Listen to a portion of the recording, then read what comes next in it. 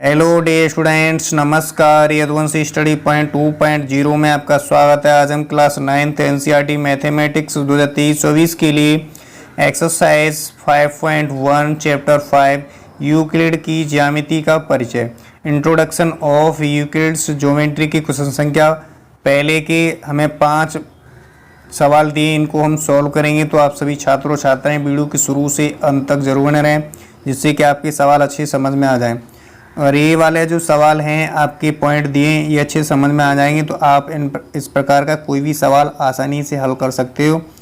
और मैंने जो पिछली वाली वीडियो डाली, प्रीवियस वीडियो, वो जाके ज़रूर देखें। उसमें मैंने यूक्लिड की ज्यामिति का परिचय यानी इंट्रोडक्शन दिया है। यूक्लिड क्या होता है, यूक्लिड किसे कहते हैं, परिभाषाएँ दी हैं और अन्य महत्वपूर्ण परिभाषाएँ दी हैं, वो जाके ज़रूर देखें, जिससे कि आपके यूक्लिड के बारे में अच्छी से जानकारी मिल जाए। ठीक है, अगर जानकारी मिल जाती है तो आप सवाल को आसानी से हल कर सकते हो। ठीक है, इनमें जो डेफिनेशन आएगी तो वो जाके ज़रूर देखें। उस पर आधारित जो हमने डेफिनेशन दिए हैं मोस्ट इम्पोर्टेंट, वो ज़्यादा इम्पोर्टेंट हैं, तो वो जाके ज़रूर देखें।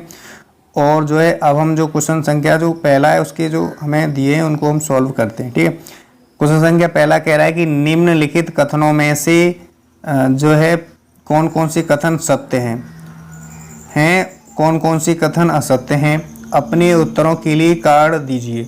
इन हमें क्या करना है, इनको पढ़ना है, देखना है कौन से कथन सत्य हैं और सत्य क्यों हैं, कार्ड सहित बताना है। असत्य हैं तो कोई बात नहीं, असत्य हैं तब भी कार्ड बताना है, सत्य हैं तब भी कार्ड बताना है। तो पहले पॉइंट में कह रहा है कि जो पहला वाला सवाल है उसमें कह रहा है एक बिंदु से होकर केवल एक ही रेखा खींची जा सकती है। यानी कह रहा है कि एक बिंदु से होकर केवल एक ही रेखा खींची जा सकती है।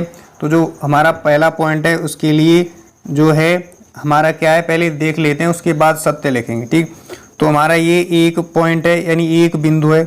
एक बिंदु से कह रहा है सवाल में केवल एक ही रेखा खींची जा सकती है, नहीं, क्योंकि एक बिंदु से अनेकों रेखाएं यानी अनंत रेखाएं खींची जा सकती हैं। क्योंकि ये वाला पॉइंट है, यहाँ से एक रेखा ये खींच दी, ठीक है, एक रेखा ये खींच दी, यहाँ से एक रेखा ऐसे खींच सकते हो, ठीक है, और एक रेखा ऐसे खींच सकते हो। कैसे? ऐसे खींच सकते हो एक रेखा इसी बिंदु से, एक बिंदु से, यानी देखा जाए तो अनंत रेखाएं खींच सकते हैं। जैसे इस प्रकार से हम खींच रहे हैं, तो ये वाला जो कथन है वो हमारा बिल्कुल असत्य हो जाएगा। क्या हो जाएगा? असत्य हो जाएगा। जो हमारा एक बिंदु है उससे क्या है, असंख्य रेखाएं यानी अनंत रेखाएं खींची जा सकती हैं। तो हमारी अनंत रेखाएं खींची जा सकती हैं, अभी और भी खींच सकते हैं। एक बिंदु से केवल एक नहीं अनेक रेखाएं खींची जा सकती हैं। इसलिए जो हमारा पहला पॉइंट है, पहला वाला सवाल है, वो हमारा यहाँ पे क्या हो जाता है, यहाँ पे हो जाता है असत्य। ठीक है, कैसा होता है? असत्य हो जाता है। क्या लिखेंगे? असत्य लिखेंगे। ये जो हमारा पहला पॉइंट है ये असत्य हो जाता है। यहाँ पे कारण भी लिख देते हैं। ठीक है, यहाँ पे एक कारण लिखेंगे, ये बिंदु O है, क्या मान लेंगे इसको? बिंदु O मान लेंगे। तो लिखेंगे असत्य है क्योंकि, लिखेंगे असत्य है क्योंकि बिंदु O से, क्योंकि बिंदु जो है O से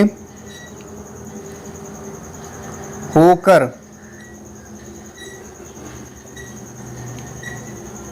अपरिमित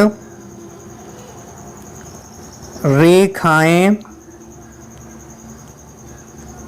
खींची जा सकती हैं। खींची जा सकती हैं जिस प्रकार से मैंने एक बिंदु, यानी एक बिंदु से अनेक रेखाएं खींची जा सकती हैं। तो जो पहला वाला पॉइंट था वो हमारा गलत हो गया। पहले वाले पॉइंट में कह रहा था एक बिंदु से होकर केवल एक ही रेखा खींची जा सकती है, नहीं, क्योंकि इससे एक बिंदु से अनेक हैं, अनंत रेखाएं, अनेकों रेखाएं खींची जा सकती हैं। ठीक है, पहला वाला पॉइंट असत्य हो गया। दूसरे पॉइंट को देखते हैं, दूसरे पॉइंट में क्या कह रहा है उसको समझते हैं, फिर उसको भी हम आगे हल कर लेते हैं। ठीक, दूसरे पॉइंट में कह रहा है दो भिन्न बिंदुओं से होकर जाने वाली असंख्य रेखाएं होती हैं। यानी कह रहा है कि दो भिन्न बिंदुओं से होकर जाने वाली असंख्य रेखाएं होती हैं। तो ये वाला पॉइंट भी हमारा क्या है, असत्य हो जाएगा।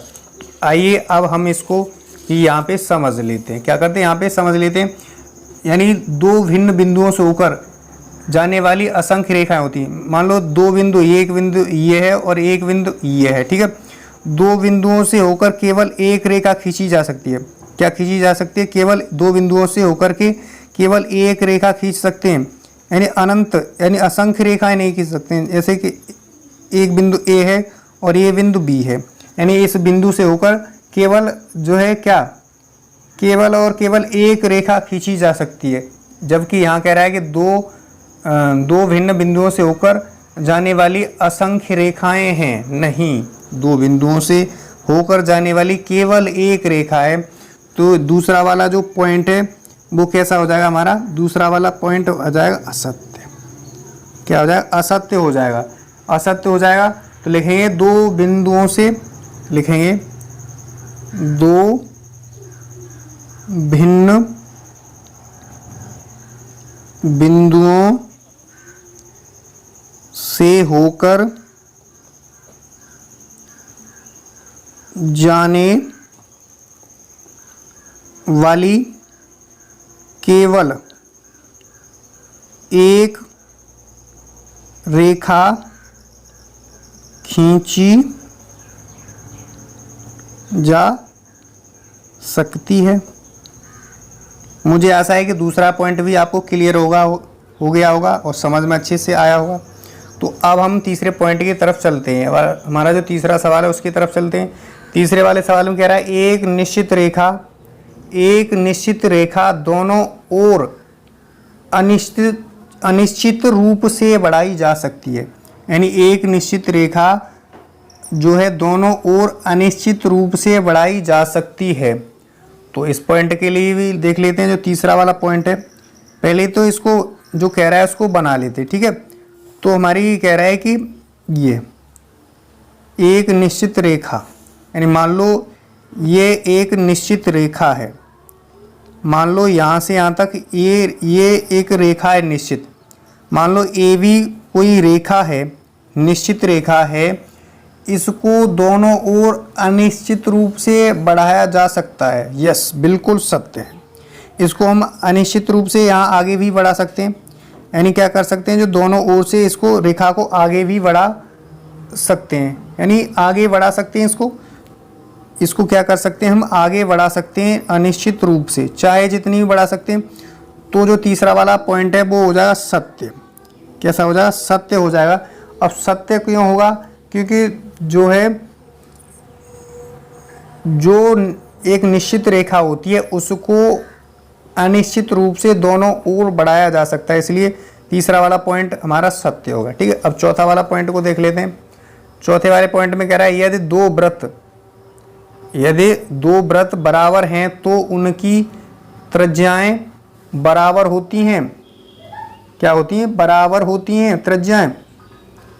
तो हाँ, दो वृत्त की त्रिज्याएं क्या होती हैं? बराबर होती हैं। मान लो दो वृत्त हैं, ठीक है, दो क्या हैं? बराबर वृत्त हैं। मान लो कि ये दो वृत्तें बराबर हैं। मान लो हमने ये जो चौथा वाला पॉइंट है उसके लिए कर रहे हैं, ठीक है। एक वृत्त ये है और एक वृत्त ये है। ये दोनों वृत्त क्या हैं? ये दोनों वृत्त बराबर हैं। इसका केंद्र O मान लो, इसका केंद्र P मान लो, ठीक है। इसका केंद्र P मान लो, इसका केंद्र O मान लो। लेकिन ये दोनों वृत्त क्या हैं? दोनों वृत्त आपस में बराबर हैं। जब बराबर होंगे तो इसकी त्रिज्याएं क्या होंगी? ये क्या कहलाती है?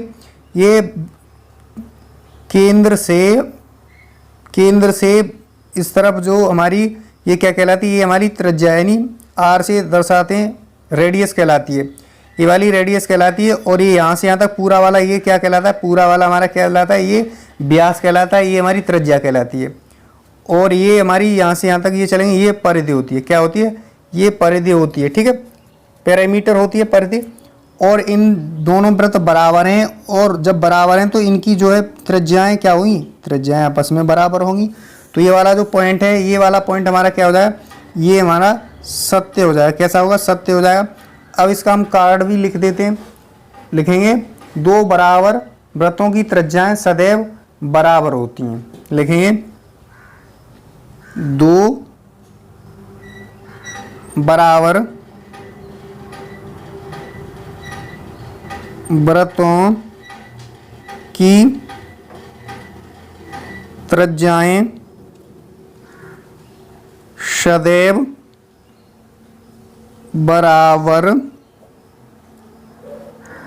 होती हैं।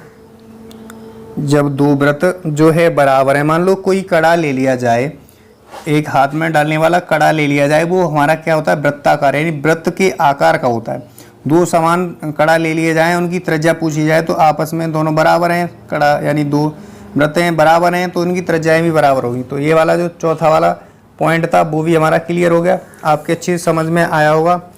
अब हम जो है पांचवा पॉइंट है, इस प्रकार से हमने चार को समझा दिया, कार्ड से समझाया, अच्छे समझ में आया होगा, इस तरीका से समझाया। अब जो हमारा पांचवा है वो हमें ये दिया है, दे रहा है पांचवें में, कह रहा है निम्न आकृतियों में यदि ए बी यानी ए बी बराबर है पी क्यू के, यानी जो ए बी रेखा है वो पी क्यू के बराबर है, और पी क्यू रेखा यानी पी क्यू रेखा हमारी क्या एक्स और वाई के बराबर है, एक्स और वाई के बराबर है, तो हमारी ए बी बराबर एक्स वाई होगा, यानी ए बी बराबर क्या होगा हमारा एक्स वाई होगा। ठीक है, तो यहाँ देखा जाए तो यहाँ देखेंगे तो हम इसको समझ लेते हैं, यहाँ पे हल कर लेते हैं या समझ लेते हैं। ठीक है, इसको तो यहाँ करते हैं।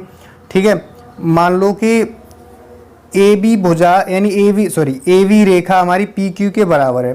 क्या है जो पहला वाला समीकरण बनेगा हमारा, बनेगा कह रहा है पहले वाले में ए बी है जो पी क्यू के क्या है, पी क्यू के बराबर है, तो इसको समीकरण नंबर 1 बना सकते हो। क्या बना सकते हो इसको, समीकरण नंबर 1, यानी पी क्यू यानी ए बी है रेखा जो पी क्यू के बराबर है। ठीक है, पी क्यू के क्या है, बराबर है। ठीक है, और हमारी जो है, और हमारा जो है पी क्यू बराबर है किसके, पी क्यू बराबर है एक्स और वाई के। क्या है, पी क्यू बराबर है कितने, एक्स और वाई के। पी क्यू किसके बराबर है, एक्स और वाई के, और बाई एक्स और वाई किसके बराबर होगा, पी क्यू के, यानी एक्स और वाई किसके बराबर होगा, पी और क्यू के। इसको समीकरण नंबर दूसरा मान लेते हैं, इसको क्या करते हैं, समीकरण नंबर दूसरा मान लेते हैं। अब देखेंगे समीकरण 1 2 से, समीकरण 1 ब समीकरण